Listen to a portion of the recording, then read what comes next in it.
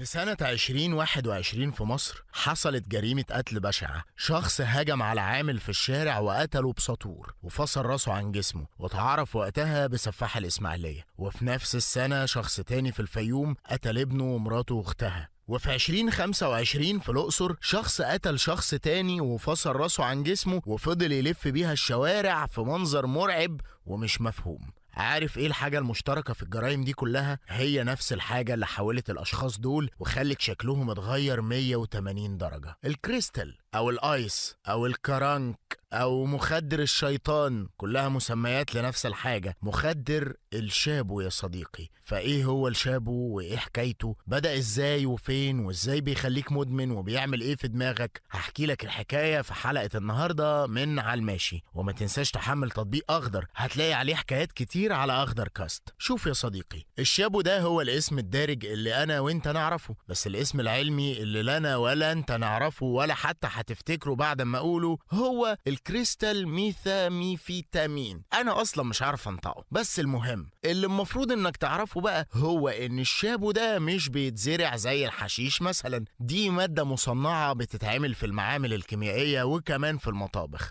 زي ما سمعت كده في مطابخ للشابو، ولينا وقفة طويلة مع حكاية المطابخ دي بعدين. ومهم كمان ناخد بالنا ان الشابو ده منشط قوي، يعني بينشط الجهاز العصبي مش زي الهيروين او المورفين مثلا. هو في الاخر كلها كوارث، بس الشابو طبعا اخطر بكتير. اصل الحكايه ايه بقى يا سيدي؟ اقول لك بقى، الحكايه ما بدأتش مع الشابو نفسه، لا احنا لازم نرجع لورا اكتر بكتير. في ألمانيا سنة 1887. في السنة دي ظهر الأب الروحي لكل المنشطات العصبية، مادة اسمها الأمفيتامين. ومن اللحظة دي زي ما تقول كده بدأت حرب على مين هيطلع منشطات أقوى. وبعد كده بكام سنة، وتحديدا سنة 1893 في اليابان، كيميائي قدر يحول مادة اسمها الإفيدرين موجودة عادي في أدوية البرد لمادة جديدة اسمها ميثاميفيتامين. بتشبه على الاسم مش كده؟ بس برضه لحد اللحظة دي ما كانش حد بيتعاطى المادة دي أو يدمنها، وما بقاش الشابو لسه. بس كل حاجة اتقلبت سنة 1919 في اليابان برضه. وتعال احكي لك القصة. كان في كيميائي ياباني اسمه أكيرا أوجاتا. أكيرا ده كان عنده هوس، وكان شايف إن مهمته الوحيدة في الحياة إنه يوصل لأقوى وأنقى صورة منشطة من المادة دي. الراجل قعد سنين في معمله يجرب، لحد ما في يوم في واحدة من تجاربه عمل شيء عبقري، قدر يبلور المادة دي. يعني نجح انه يحولها لقطع كريستال صافية زي الازاز بالظبط، نقية لدرجة مرعبة. وهنا في اللحظة دي بالظبط اتولد الكريستال ميث او الشابو. وطبعا الكل شاف ان الكريستال ميث ده اختراع عبقري، وسموها حبة الطاقة السحرية. واول ما قامت الحرب العالمية التانية الحكومات قالت لك هو مش ده منشط؟ طب ما يلا نوزعه على الجنود علشان تكون طاقتهم اعلى. وبالفعل كانوا بيدوا للجنود كل شوية زي البونبوني بالظبط، لدرجة ان اسمه في المانيا كان شوكولاتة الدبابات او شوكولاتة الدبابات، ما علينا. علشان بسبب الحبوب دي فرق الدبابات الالمانية قدرت تكتسح اوروبا. اصل تخيل جنود مدربين بياخدوا منشط نقي جدا، كان عندهم طاقة مرعبة لدرجة ان المصادر بتقول ان الجنود الالمان ما كانوش بيناموا لمدة 4 ايام متواصلة، ولا بيتعبوا ولا بيخافوا. اليابانيين بقى استخدموه بشكل ابشع، كانوا بيدوا الحبوب للطيارين اللي بيبعتوهم المهمات الانتحارية، وده لان الحبوب كانت بتلغي شعور الخوف وتخليهم متحمسين للموت. لما الحرب خلصت كان خلاص المنشط ده اتشهر، والحكومة سمحت باستخدامه كدواء بيتباع في الصيدليات. تقدر تستخدمه كحبوب تخسيس لانه بيسد الشهية او علاج للاكتئاب. يا صديقي ده حتى في شركات كانت مسمياه منشط رباط البيوت، وبتبيعه للزوجات عشان يفضلوا فايقين وعندهم طاقة ومبسوطين. والحال فضل كده لحد سنة 1970.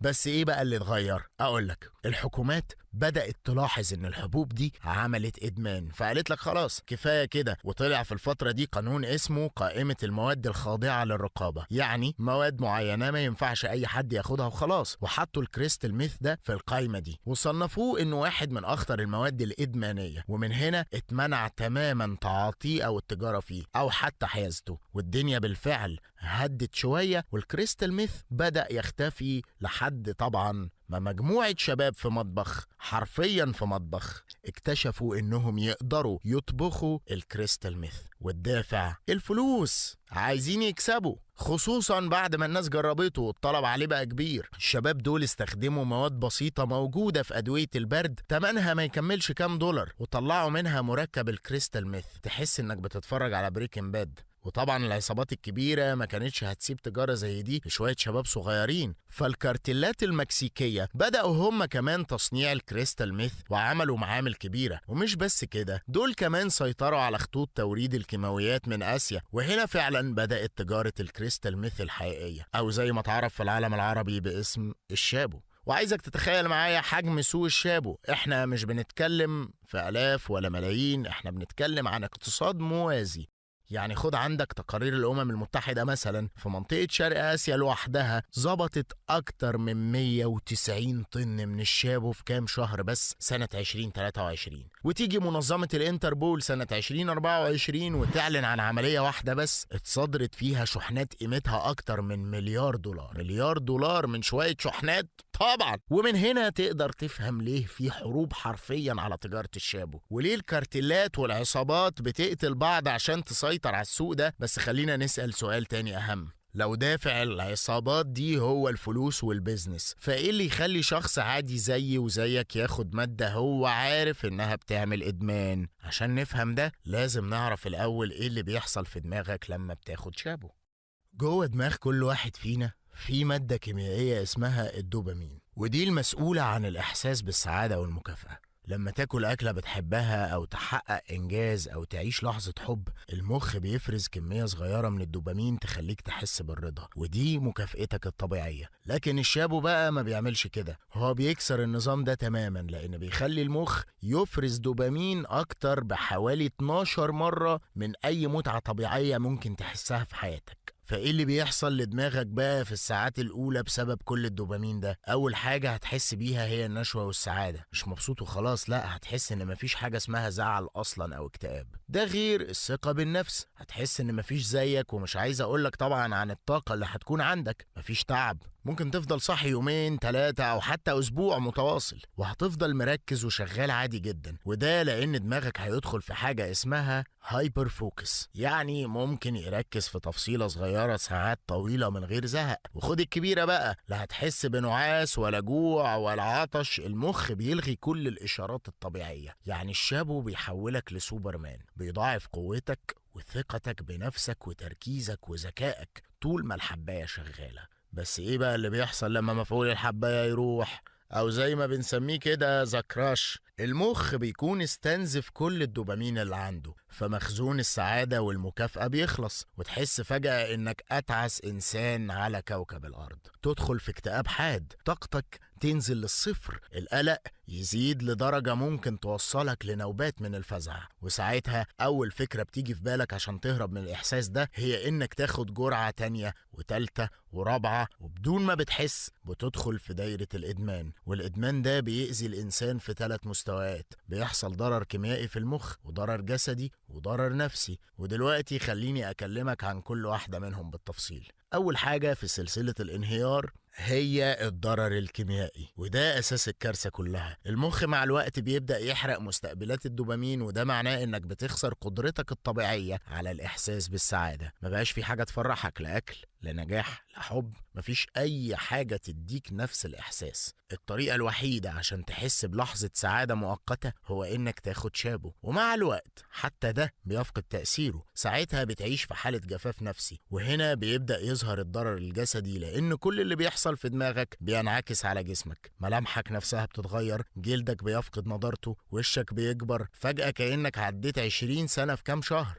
المدمنين بيسموا الحالة دي ميث فيس، يعني وش الشابو. ومش بس كده، بيجي معاها حاجة اسمها ميث ماوس. الشابو مادة حمضية جدا وبتسبب جفاف شديد في الحلق، وده يفتح باب لالتهابات وعدوى وسقوط الأسنان واحدة ورا التانية. ومع قلة الأكل وعدم النوم، الجسم بيبدأ يحرق نفسه حرفيا، ضعف نحافة شديدة، انهيار عضلي، وأحيانا توصل لجلطات أو سكتات دماغية بسبب الإرهاق المستمر. وكل ده ياخدنا للمرحلة الأخيرة، الضرر النفسي. وقبل ما أكلمك عنه عايز أفكرك بحاجة، هو ليه مدمنين الشابو بيعملوا جرائم قتل ببشاعة كده؟ في نتائج إحصائية عملها صندوق مكافحة الإدمان، لقينا إن الشخص اللي بيتعاطى الشابو بيكون أكتر عرضة من 9 ل 12 مرة إنه يرتكب جريمة قتل مقارنة بأي شخص تاني. بس ليه برضه؟ إزاي حباية ممكن تخلي الإنسان يفقد إحساسه بالكامل بالحياة والموت؟ الجواب في اللي بيحصل جوه دماغه. الضرر النفسي. مع إدمان الشابو الدماغ بيدخل في حالة أرق مستمر ممكن تستمر الأيام، والأرق ده بيخبط توازن كيماويات الدماغ اللي هي أصلا متدمرة بسبب المخدر، والنتيجة المتعاطي بيدخل في حالة ذهان، ودي حالة قريبة جدا من الفصام العقلي. في المرحلة دي يبدأ يشك في كل الناس اللي حواليه، بيقتنع ان مراته بتخونه واصحابه بيتآمروا عليه، وان الراجل اللي ماشي في الشارع بيكرهه وعايز يقتله. الحالة دي اسمها بارانويا او جنون الارتياب، ولكن الاخطر هو الهلاوس. بيبدأ يشوف ويسمع ويحس بحاجات مش موجودة اصلا. من اشهر الاعراض مثلا ان المتعاطي بيحس ان في حشرات ماشية تحت جلده، فيبدأ يجرح نفسه ويحاول يطلعها بايده، علشان كده جسمه بيكون مليان جروح وندبات واضحة. ومع الوقت بيتحول من شخص طبيعي لإنسان عدواني جدا، ممكن يأذي أي حد يقرب منه سواء كان يعرفه أو لأ. وفي اللحظة دي بيكون فعليا قنبلة موقوتة، أي احتكاك بسيط ممكن يفجر العنف جواه ويوصل لمرحلة القتل من غير وعي أو إدراك. فالخلاصة يا صديقي إن الشابو بيوهمك في الأول إنك سوبرمان، مفيش منك اتنين ومفيش حاجة تقدر تقف قدامك. هو بالظبط اللي بيحولك في خلال كام شهر لزومبي ماشي على الأرض، كائن فاقد للإدراك وللوعي ومش حاسس بأي حاجة حواليه. ده غير خطر الإدمان الأكيد اللي هيخليك تخسر كل حاجة حرفيا، شغلك، صحابك، أهلك، حياتك كلها. طيب وإيه الحل؟ ما ينفعش يتجرب حتى كده لو فرايحي أو في المناسبات. الحل بسيط ومباشر، اوعى تقرب منه، بس كده. ما تجربوش ابدا، ولا بدافع الفضول، ولا علشان صاحبك بيزن عليك، ولا تقول لنفسك اهي مرة وخلاص وهشوف ايه القصة. الفخ كله بيبدأ بالمرة دي. اما لو لا قدر الله كنت خلاص دخلت في الدوامة دي، اطلب المساعدة حالا. ارمي اي كسوف او كبرياء على جنب والجأ فورا للي حواليك وللمتخصصين قبل ما الوقت يتأخر. ولو تعرف حد مدمن شابو فأرجوك ما تحاولش تساعده بنفسك او تعالجه في البيت، لان ده خطر عليك. الحل الوحيد انك تطلب مساعدة مراكز متخصصة في معالجة الإدمان، ويا ريت لو مراكز رسمية، لأن في حاجات تحت بير السلم ممكن تضر المدمن أكتر ما تعالجه. وبس كده يا صديقي، ربنا يسلمنا ويسلمكم. مع السلامة واشوفكم الحلقة الجاية.